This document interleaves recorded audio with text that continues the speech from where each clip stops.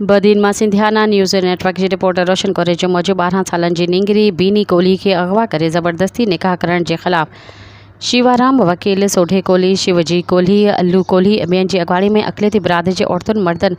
SSP office Badin खां rally कढी press club जे अॻियां एहतिजाजी मुज़ाहिरो करे धरणो हुयो। इन मौक़े ते अॻवाननि चयो त तलहार थाणे जे हद ॻोठ ग़ुलाम शाह मां 1 महीनो अॻु 12 वरहनि जी बीनी कोहली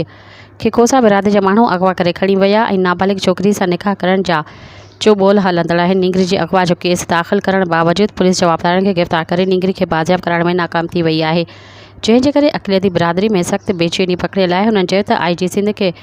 रूबरू आगाह कयो आहे, पर बदीन पुलिस 62 माण्हुनि ख़िलाफ़ क़दम न खयो आहे। DSP बदीन तरफ़ां बि वाइदा कया विया, पर महीनो गुज़रण बावजूदि बीनी खे बाज़ियाब न करायो वियो, जंहिंजे करे सिंध जे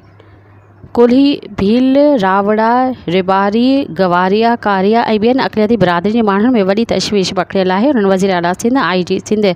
SSP बदीन खां मुतालबो कयो त नाबालिग अक़लियती नियाणी बीनी खे अगवा कंदड़ खां बाज़ियाब कराए जवाबदारनि जे ख़िलाफ़ कानून मूजिबि कार्रवाई कई वञे। ॿी सूरत में अक़लियती बिरादरी जे तरफ़ां